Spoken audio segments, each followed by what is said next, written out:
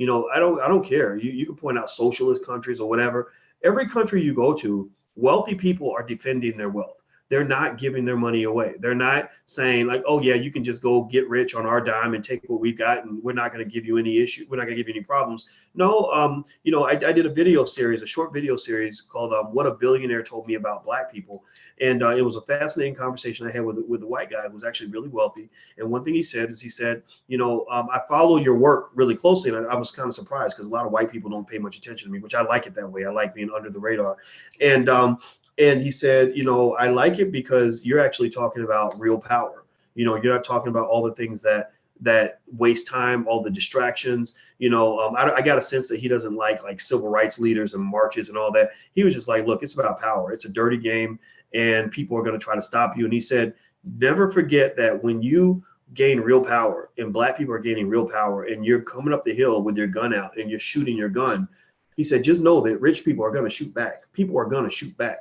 If you remember when Barack Obama was trying to steal power from Hillary Clinton by becoming president, Hillary Clinton got dirty with him. Like, she did everything she could, even played by dirty tactics to try to get that presidency from him, because he was taking something that she really wanted. Now, if he just said, look, all I want to do is I want to be in your cabinet, or I want to be, I want to be the security guard, or I want to be in the Secret Service, she would have been like, sure, absolutely, come on, join my team. But he's like, no, actually, I want to be the president. I want the big piece of chicken. But she's like, well, wait a minute, I'm supposed to get the big piece of chicken. We can't both have the big piece of chicken. When you're fighting for something that other people feel belongs to them, they're always going to fight you back. So what I would say is that people that I noticed that really build wealth and become really successful, they just tend to be tough-minded people. They don't really care a lot about what you think.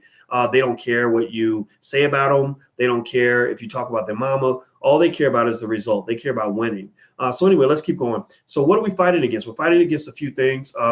In our community, we have an addiction to worthless consumption. Most studies show that African Americans love to buy and consume things. And this is not just me talking. This is what's sort of produced and published in a lot of studies. There's a reason why poor people buy things to pretend to be rich people. There are a lot of psychological factors like low self-esteem that play a part in that. Financial literacy problems. I don't quite understand why financial literacy isn't more popular than it is, because it's the key to everything that most people want. Most people complain about money. They're upset about money, stressed out about money. So it seems to me that they want to learn about money, but I don't know. Undervaluing education.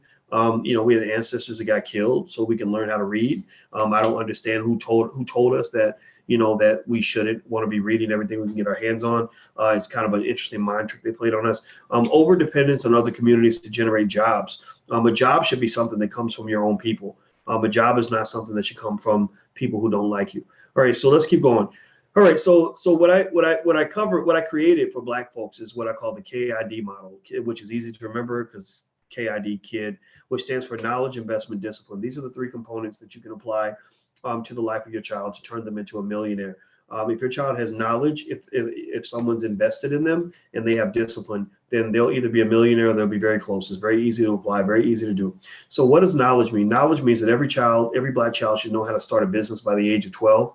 This should be the most important thing they learn. This is more important than going to college. If I had a choice between a Black man with a college degree or being a Black man who knew everything about that he needed to know about entrepreneurship, I'd rather be the entrepreneur than the college graduate. I just really believe that. Doesn't mean college isn't important. Doesn't mean that both wouldn't be better than one or the other. But if I had a child right now, my child was 17, I'd say, son or daughter, whatever, whichever gender the child was, I would say, why don't you take a year and I'm gonna send you to the best entrepreneurship boot camp I can possibly find, where all you're gonna do is you're gonna be inundated with entrepreneurship, inundated with wealth builders, inundated with investors, 24 hours a day, 7 days a week, all the time. And they're gonna just teach you everything, get you thinking like an entrepreneur, so you'll always know how to spot economic opportunities. I would do that before I sent them to college. Like at that point, I wouldn't have to worry about them, because a person who has an entrepreneurial mind is the kind of like the person that they're never broke, or if they are broke, it's only because they made an investment. It's not because they're really broke. If they need to raise money, they can raise money fast. Like one of my friends has an entrepreneurial mind, and she couldn't pay her rent when she moved to California, and she said that she noticed that they were shooting a movie across, from her apartment, and she went over there and said, I noticed you guys don't have any catering. If I make breakfast for you, will you guys pay me, $400 to make breakfast for you? And they were like, yeah, we'll pay you for it. So they were paying her $400 a day to bring breakfast over. So she just make a bunch of pancakes and eggs and all that, and it would cost her maybe $20, $30.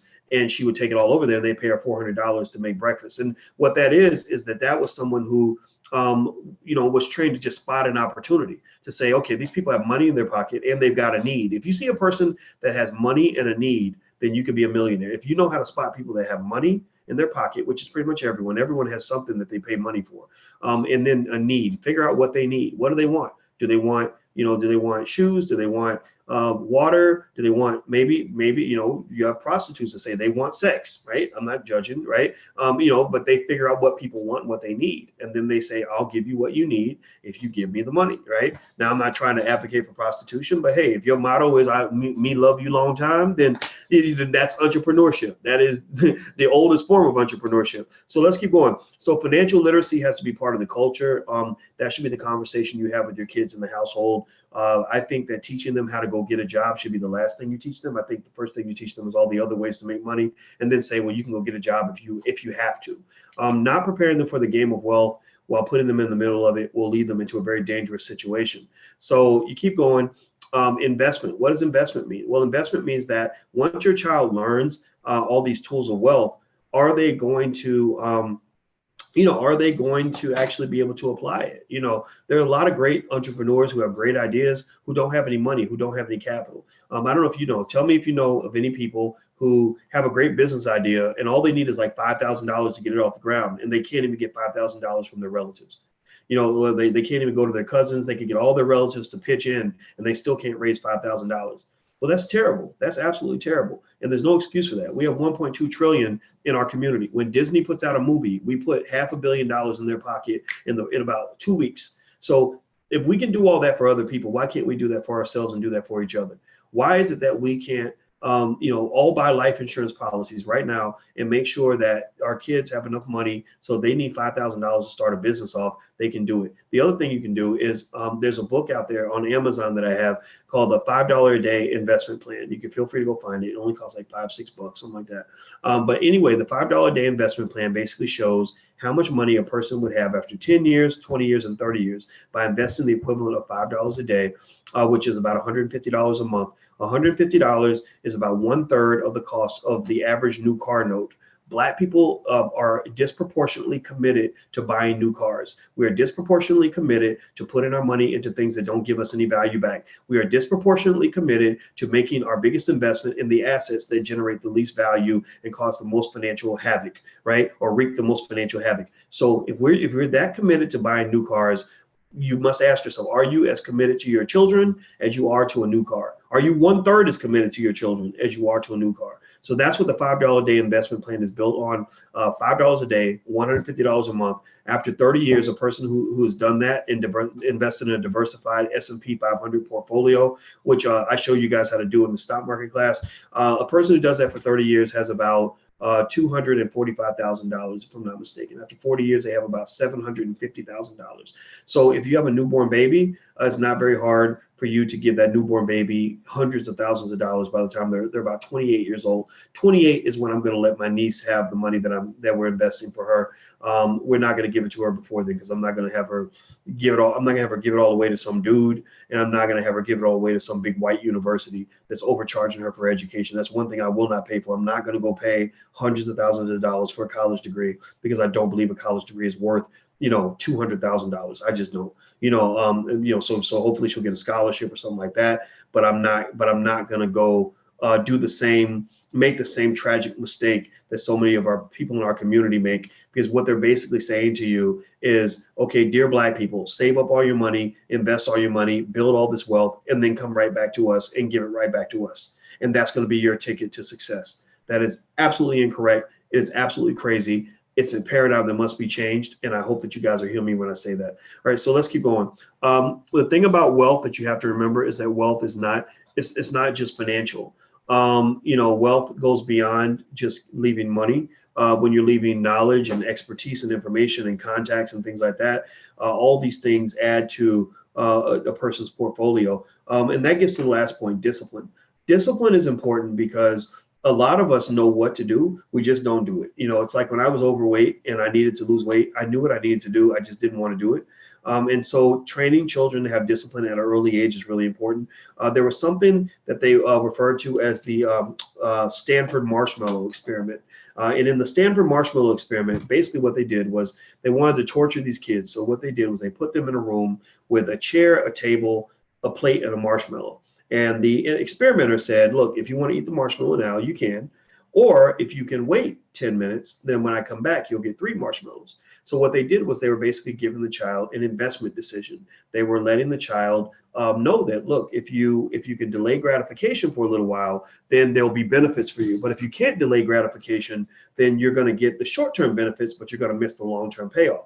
Well, that's an important experiment because what they find is that the ability to delay gratification is one of the leading factors in a person's ability to succeed. And all delayed gratification is investing. All investing is delayed gratification. So if you have the ability to delay gratification, you're going to be successful in this world. So what they did was they took these kids and they allowed them to do this marshmallow experiment to see who could wait and who had to eat the marshmallow right away. And then what they did was, they just documented what the kids did. They documented the kids that went ahead and ate the marshmallow, and they documented the kids that waited for the marshmallow. And what they found was that the kids who were able to wait just 10 minutes for that marshmallow to find a way to delay gratification were far more successful in life, in almost every measuring stick of life, than the kids who are not able to wait. So what does that mean? That means that the ability to delay gratification is the key to success and the key to wealth. It's not just the key to wealth, though. It's the key to success in everything.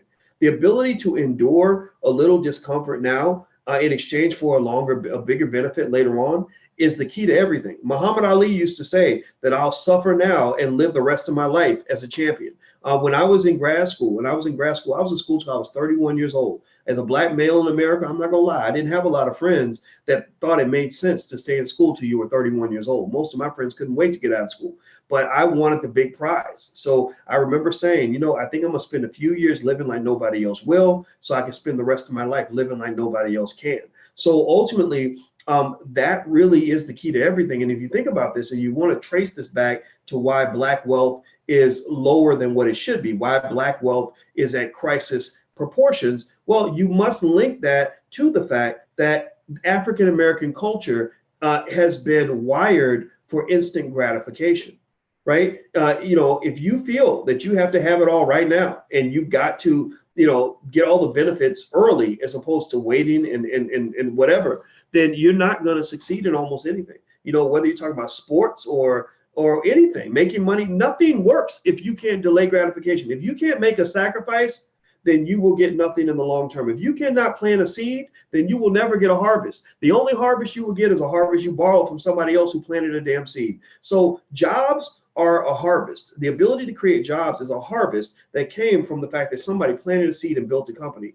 We don't have a harvest because we don't have many people looking to plant a seed.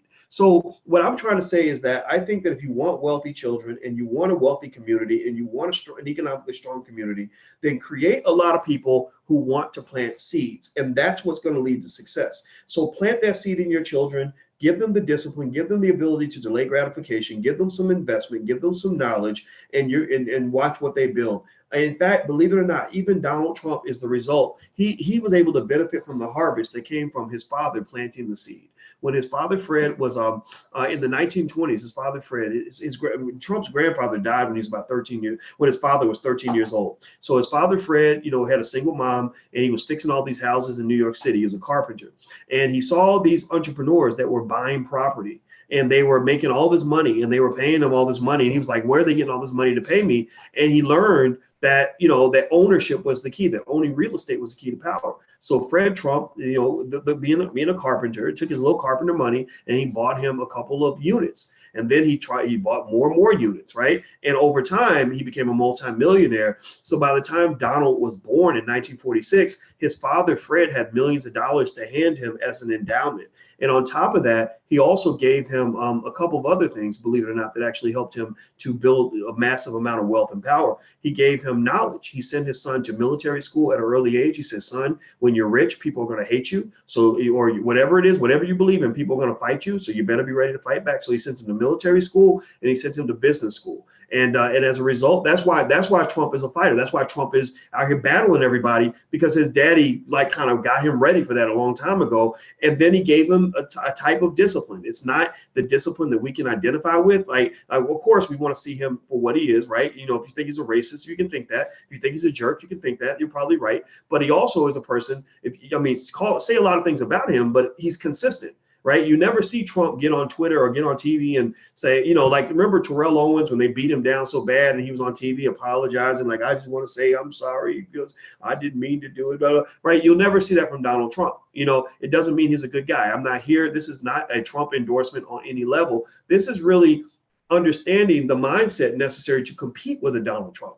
To compete with a Donald Trump, you got to be as tough as he is. You got to be willing to go as far as he'll go. Right. And the reason he's able to beat down a lot of his adversaries and be so consistent is because he ain't going to stop. Can't stop, won't stop for him. Right. So I think for Black people, what you can probably pick up from that, I'm not telling you to look at Donald Trump as a role model. I'm not saying that at all. I'm saying that rather than, you know, being afraid of the Donald Trumps or just whining about the Donald Trumps, you can take down and counterattack the Donald Trumps by understanding that basically that KID model I laid out for you guys on how to turn your children into successful business people. That's what Donald Trump's father did with him. It just so happened to be white and they have their own value system, but you can apply that to your own value system. Like, you can tell your son, look, you are an African in blood. You are African American as well. You are a Black man in America. They're going to come get you. You better be ready to fight. You better be ready to go hard. They're going to try to fire you on your day off. They're going to try to beat you down. They're going to talk about you like a dog. They're going to try to undermine you financially. They're going to take your job. They're going to take your money. They're going to take your woman. They're going to take your dog. They're going to take your house. They're going to do everything they can to shut you down. And all you got to do is keep on going. You keep on coming back. That's how people succeed in business. And Black people, the problem we have is that if you go back and you read books like Black Labor, White Wealth, and Powernomics, Claude Anderson talks about how laws were created for slaves a long time ago to make you weak and passive, to make you more likely to pray for your enemies than you are to counterattack or to stand up to your enemies, to make you more likely to hold a march and a rally than to actually do something that's actually going to benefit and strengthen your community. So this is not a critique on anybody. This is just really what I'm seeing. I think that the reason that Donald Trump bothers so many of us is because we don't know how to fight that. We're not used to sort of dealing with a crazy white man who just won't stop, who has to be stopped, as opposed to somebody who, you know, is just going to hear us when we start whining about whatever he said. So anyway, let me keep going. So how do you view money? Well, the way you view money is you view money as capital. Capital is something that is used to generate more assets. Money is not something that is just supposed to be spent or whatever. Money is something that is supposed to work for you. So when you think about money, you teach your kids about money, teach them that money is capital, and capital is not meant to be consumed. That's like somebody who's growing apple trees in their backyard, eating all their apple seeds for dinner. Like, you don't eat your apple seeds, you plant your apple seeds. So so that's what I mean when I say that income is not wealth. Income is the opportunity to build wealth. A lot of us throw away the opportunities when they teach you this. This is what they give you psychologically. When they tell you that you have 1.2 trillion in spending power, that's like telling a 12-year-old girl that you have a vagina, and that's 1.2 trillion dollars worth of sex power that you can use to make money. Like, you can go sell sex to make money with that. That's a really good working vagina you have. Like, no, you don't teach that to your daughter, right? You teach her that what she has is precious, and that she should share that in situations that are going to be to her benefit, that are going to make her happy, right? You don't tell her, like, okay, now you're a sexy woman, you can go make all kinds of money, you should go and shake it for any man that offers you money. You don't do that. So when Black people are taught that our 1.2 trillion is nothing more than spending power, they're basically telling you, look, show your power by spending all your money. You don't show power when you're giving your money away. You only show power when you invest your money. So every Black family should have a family business. I believe you should think of your family like it's an empire, like it's almost like the mafia in a way. Like, your family is an empire that's going to exist for several hundred years. I was looking at the history. I was watching stuff about the history of the world, another thing on the history of Africa, another thing on the history of Europe, and all these other great empires that have been built all around the world. And one thing I've learned is that, the time that you're here on this earth is really short. They can go back thousands of years. You look at the history of China. You've got, in Africa, you've got culture that goes back thousands of years. So the question that I ask myself is, not so much what are Black people doing in 2019 or 2020. I'm always asking, what are we going to be doing in the year 2120, 2220, 2320, 2520, 2820, right? If you think that way, then because if you look at history, you'll see how something that somebody did in 1300 affected people in the year 1800, right? So ultimately, with your family, I encourage you to think of your family as an empire. You have an unimaginable amount of power to build your family into whatever you want it to be. You just have to recognize that power and make those moves now, because the little moves you make right now have huge impacts in the future. Think about it. Imagine if you could go back in time to 1930 and you have your grandparents, maybe your grandparents are poor like my grandparents were in the 1930s, and maybe they think they couldn't do anything for us back then. But literally, if I were talking to my grandparents in the 1930s, I would be like, oh my God, you can buy houses for just $8,000. Like, okay, the grandma, we're gonna go to the bank, we're gonna buy 5 houses. And grandma will be like, oh no, that's $40,000. That's too much money, child. That's crazy. I'd be like, no, grandma, this house in the year 2019, it's $8,000 now. It's going to be $800,000 in 2019. Grandma, we're buying every house we can get our hands on. We're going to buy every share of stock we can get our hands on. We're going to buy every piece of land we can get our hands on, because the future has so many possibilities there that you can't even imagine, grandma. So we're going to go start acquiring assets as a family by any means necessary. Think about that. I mean, isn't that what you would do if you went back in time? If you go back to 1932, talk to your great grandparents and help them have an asset acquisition strategy, you probably buy everything you could buy, because everything will look super cheap to you, right? Well, imagine if you had a great grandchild who came back to 2019 and they live in the year 2119, and they tell you, let's go buy that $500,000 house. Let's get this other property for $1 million. Let's go borrow money and buy all these shares of stock. You'd probably be like, well, no, that's a lot of money. $500,000 is a lot of money. Well, what they would tell you is like, they'd be like, no, that house 100 years from now is going to be worth $5 million.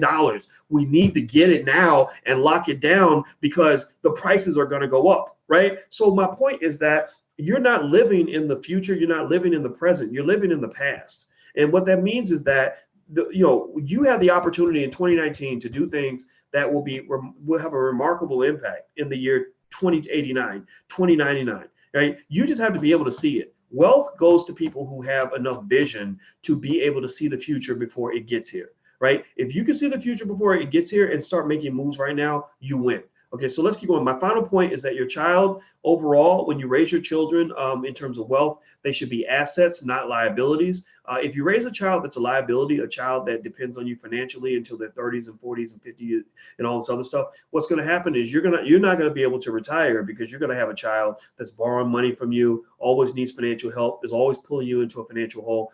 You don't want to do that. When you raise your children with financial intelligence and responsibility, you're preparing them to be an asset to your life and to the lives of the life of your partner and to the life of your family. Okay. Your child should also, your family should be an economic entity, not just a social entity. So every Sunday, I get together with my family on Zoom and we have our family business meeting. But that's also like a little family reunion. When we get there, everybody sees the baby. My brother had a baby. We get to see my niece. I get to see my grandfather, who's 93 years old. We get to see our parents, and we get to talk about things that maybe we normally wouldn't talk about, because everybody's usually so busy working that you never see each other, right? But then in between that, we're like, oh, how's your business going? How's your such and such going? So my sister, for example, she's a medical doctor, but she's also a life coach. And we're just talking, and I was like, yeah, we were going to get this stuff transcribed as such and such. And she's like, well, how much is it going to cost? I was like, oh, it's going to cost this much. And she's like, oh, well, you can get it done for 1/10 of the price over at this place over here. And I was like, oh, really? So what happened there is there's a transfer of wealth, because we're transferring information, we're transferring contacts, we're sharing audiences, we're creating an economy amongst each other. And so ultimately, what I encourage you to do is maybe once a week or once a month or something, have some sort of economic club with your family, but don't make it really super strict. Just make it something where you are definitely going to get together the same way you get together at grandma's house every Sunday for Sunday dinner where you can watch football. Just throw some economic conversations in there too, and have everybody kind of talk about what they're doing or what they're about to do, because you'll be stunned at how much stuff you have relatives doing. They might be doing the same damn thing you're doing and you won't even know, because you never talk business. You should be talking business with family, because family, I mean, if you're not going to talk business with family, what would you rather do? Put your economic life in the hands of a stranger? No, you talk business with family, because you can trust family. And if you can do good business with family, that's the best feeling ever. I've been working with my brother for many, many years, and it's been amazing. It's like we've had thousands of hours of conversations that we never would have had if he were off working for one factory and I was working for another factory, and we were so busy serving the man that we never got a chance to see each other. Years of our lives will go by and we see each other 4 or 5 times a year and totally miss out on a life together. Whereas the fact that we're able to make our money together and do things together means that we're always talking. We've integrated each other into each other's lives. So the same thing's true with your community. If you really want to help your community and help your family, help your people, integrate Black people into your life. Don't give Black people your spare time. A lot of celebrities will do that. They'll say, oh, well, I want to give back to the Black community, so I gave 25 turkeys away in the hood every Christmas, or I once every Saturday for an hour I volunteer at the Boys and Girls Club. No, if you really want to make a dramatic impact, give the Black community as much of your time as you give the white community. The reason the white community prospers and the Black community does not is because most of us give the majority of our time, 40 hours a week of time, to building white businesses. You can talk all day about white supremacy if you want to, but we are the ultimate white supremacists. That's why we talk about it so much, is because we believe in it, right? So ultimately, and what you'll find also is that when you're around other Black people, doing business with Black people, and living in a space that's authentically Black, and you're building things with other Black people, you're not going to care as much about white supremacy, because that won't really be on your radar screen, because you won't be dealing with other people very often. Like I honestly, I can go a month without talking to a single white person. No disrespect to white people. I'm not trying to be, to sound like I'm racially biased or anything like that. But seriously, like I don't think about it, because I just don't see them very often, except for when I'm at the grocery store and they're bagging my groceries. Right. So anyway, let me keep going. Your child also should never feel like a victim or feel trapped.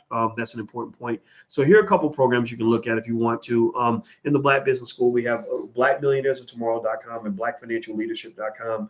And so we have all kinds of stuff if you want your kids to learn business at an early age. We believe in educating the entire family. So I hope you guys will feel free to give it a try at blackmillionairesoftomorrow.com and blackfinancialleadership.com. And like every other program, there's a 100% money back guarantee if you're not happy for any reason. And when you're done, your child can actually get a degree and put it on their wall, which is very, very big for their self-esteem. A mother hit me up yesterday and told me that she gave her daughter $1,000 to invest as a reward for going through the program. So her daughter took the $1,000, and I said, well, how much money does she have now? And she said that literally her daughter has about $8,000 now, about $8,300, something like that. And that's not the first time I've heard a story like that. $8,000 is a lot for a $1,000 initial investment. I'd be curious to know what she bought, but it's not uncommon to hear somebody take 500 and turn it into 3,000, or 200 and turn it into 1,000. And what happens is, it's not so much about the money. The money's secondary. It's the mindset. When a child literally gets a chance to have grown-up levels of money at the age of 10, they don't want to go work for anybody after that. They're like, well, I know how to make money the easy way. I'm not going to go and work for $15 an hour now. That's not fun for me. Right? So you want your child to be exposed to money in a way that's beneficial and empowering. So let's see here. Do you have any recommendations for helping welfare mentality relatives and friends? I would say spot out a person's mentality before you start doing business with them. What you got to do first and foremost is you got to protect yourself. People that have a welfare mentality, what they're doing is they're living what I would consider to be off code. There is a code of conduct that you have to make an economic entity work.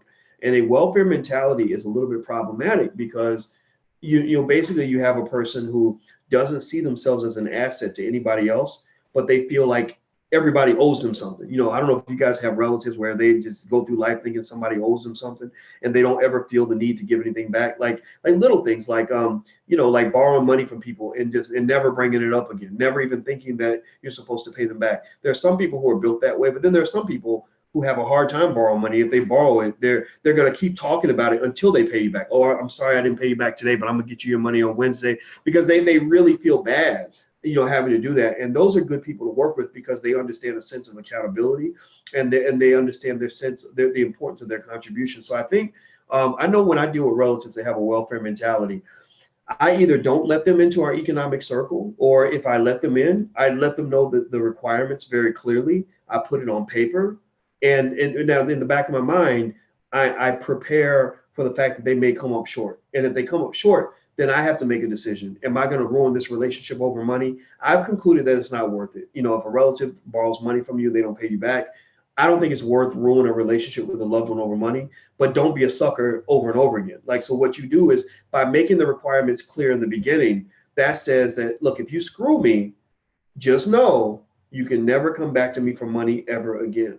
And I've got relatives like that that are literally on my shit list where, no, you're not going to ask me for anything, because every time you ask me for money, I'm going to bring up the money that you borrowed from me 3 years ago and never pay me back. Now, you can talk to me about everything else, though. You can talk to me about how grandma's doing. You can talk to me about basketball. You can talk to me about whatever. But do not borrow money from me because you broke the code of conduct. You violated trust, and you no longer have a good credit rating with me, so you're not welcome here. The other thing I've noticed is that, when you are successful, people pay attention to what they see, not just what you say. So I could tell you all day, like, oh yeah, you should learn how to start a business, you should do that, you should do that.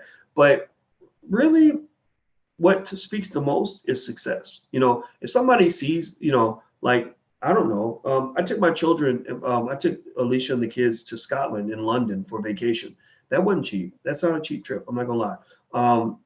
And people notice that stuff, so they see you doing things that they can't do, or they call you on Tuesday afternoon and you're at home taking a nap because you don't have to go to work every day.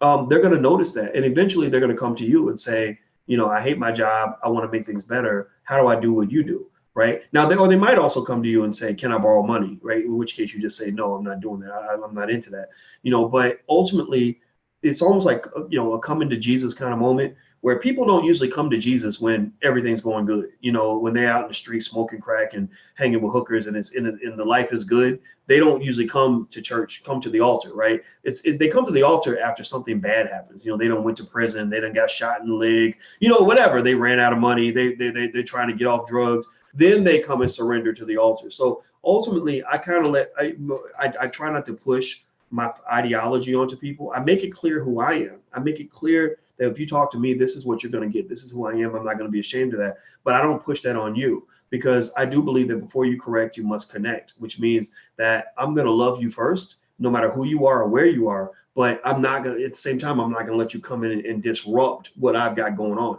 When you get to the point where you're disruptive and you're interfering with what I'm trying to do, or I've got the kids around and we're trying to build something, I'm trying to teach them something, and you're interrupting that, then I'm going to push you to the side. But for the most part, it's live and let live. And then if you decide you want to shift around, then okay, then I'll give you an assignment. And if you complete the assignment, then that shows me that you're serious, and maybe we can move on to the next thing. But I don't go out of my way to help somebody more than they want to help themselves. Never do that, because that'll only frustrate you, and it won't lead to happiness. I guarantee that.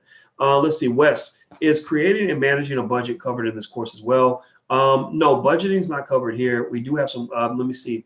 I think Black Money 101 has some budgeting stuff. Also, Jessica Smith, the CPA, has a class, an accounting class in the Black Business School. If you email support@theblackbusinessschool.com, you can find out which course covers budgeting. I can't remember which one right now. I can't remember what our class is called, but I know she talks about budgeting, but this class doesn't cover budgeting. It's about investing.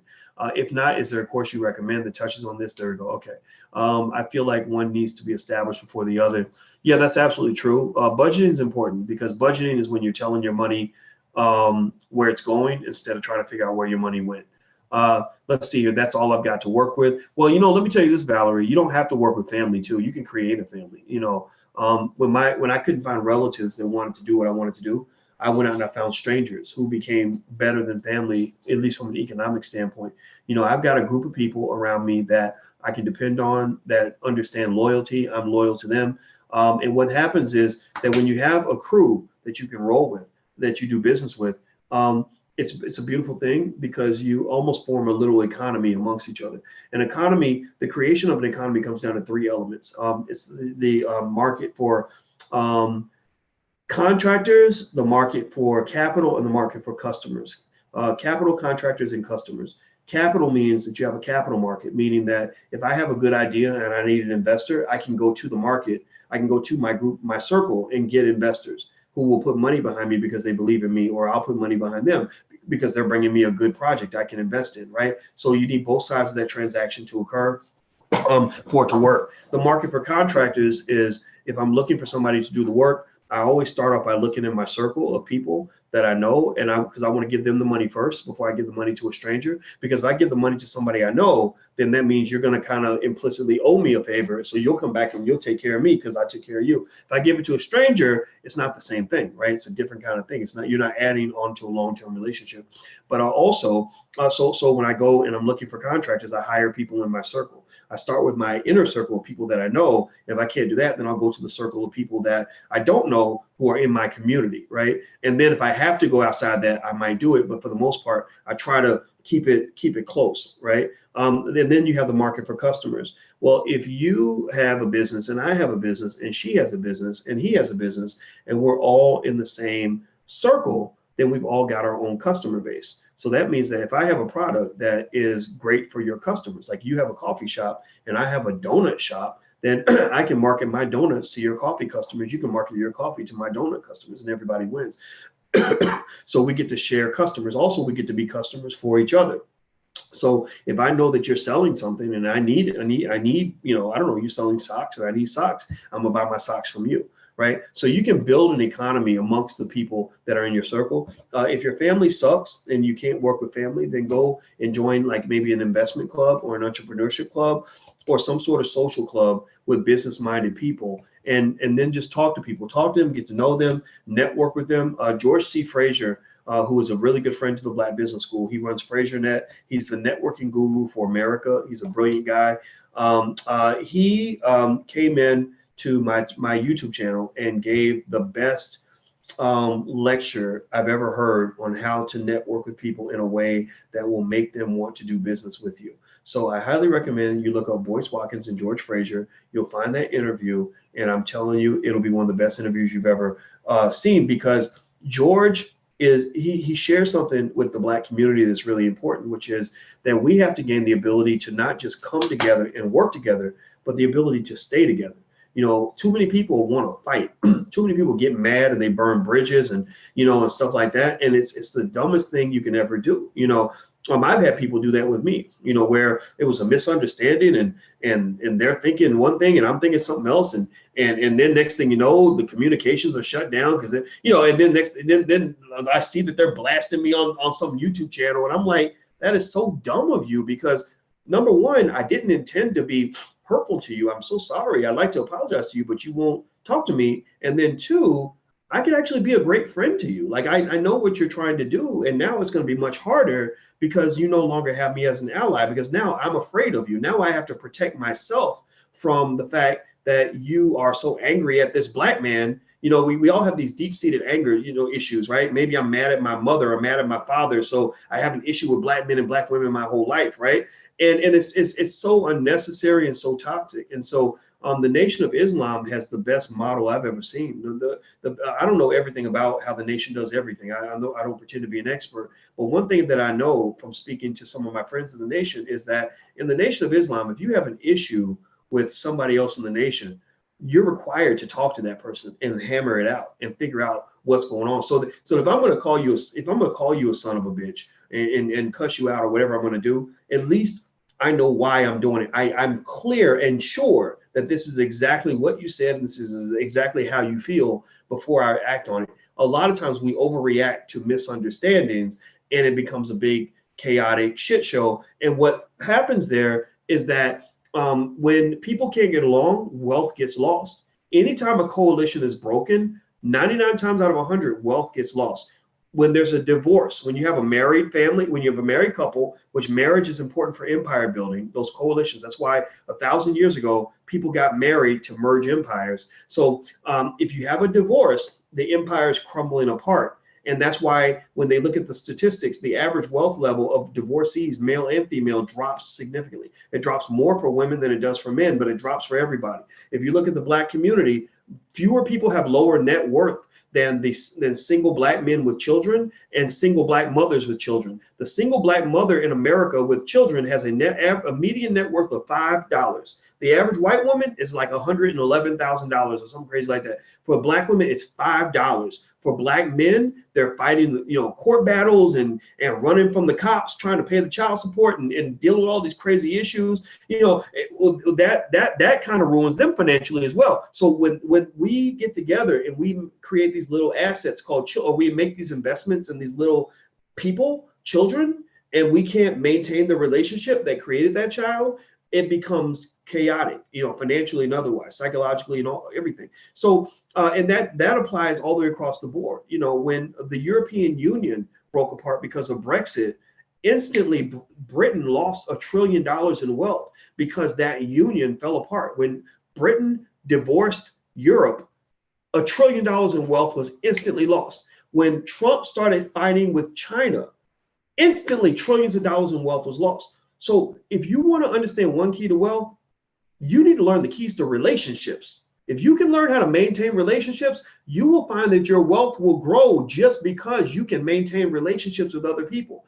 Because if you can maintain relationships with other people, then what happens is they're helping you, you're helping them, everybody's helping each other. When they find good opportunities, they invite you in. If you're a prick who's selfish and doesn't want to work with anybody or thinks it's all about you and you're a narcissist and a jerk, then nobody's going to invite you to be part of the circle. Nobody wants somebody like that because you're dangerous. You're a risk factor.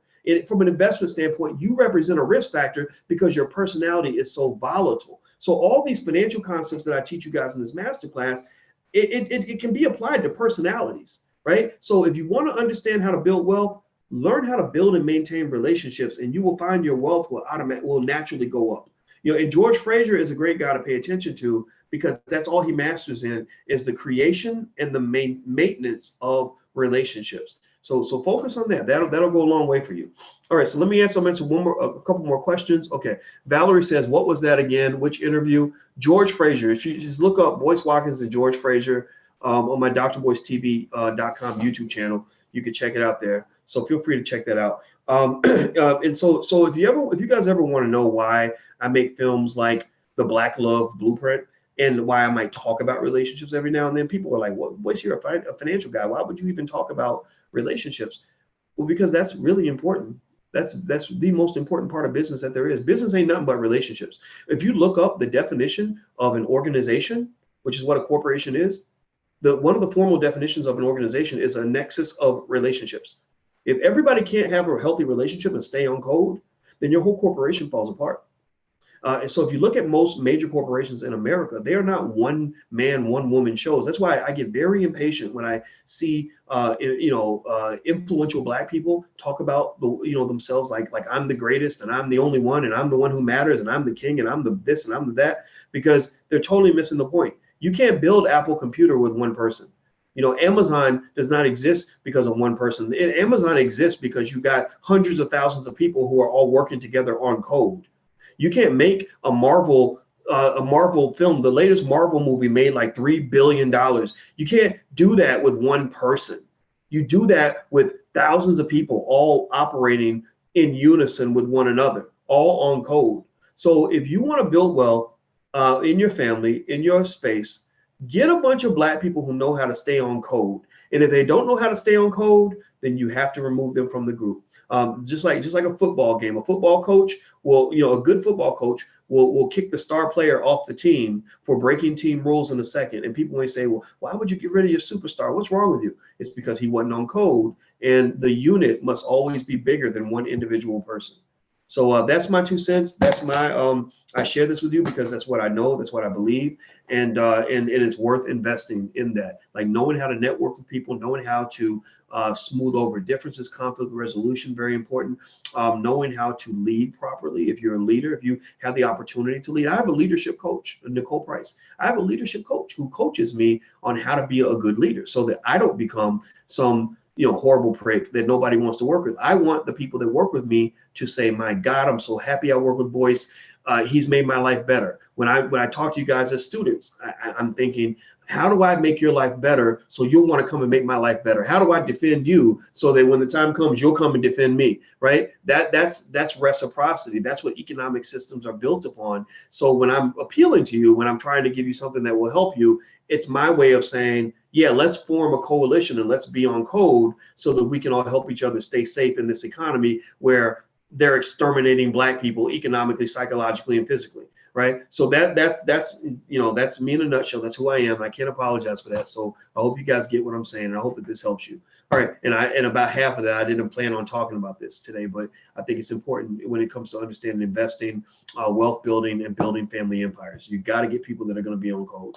All right, so I'm going to go, guys. Please have a good day, and if you want to see recordings of any of the lectures, go to drboycemasterclass.com. If you want to see the links for the next gathering, actually the link is the same every week. So just go to drboycemasterclass.com, go to the top of the curriculum section. There's a Q&A at 2 p.m. Eastern on Tuesdays, and then there's also the actual lecture at 8 p.m. Eastern on Tuesday night. And also, if you want to come and hang out with me in Los Angeles on the 11th, feel free to fly in. I think you'll like it. Los Angeles is a great city. It's a beautiful place. So feel free to go to drboycelosangeles.com. That's drboycelosangeles.com. So I'm out of here, guys. Thank you, Candace and Valerie and Christopher and Brita and Alfreda and Capri and everybody else. This was fun. And you guys will hear from me very, very soon. So take care. Talk to you soon. Bye-bye.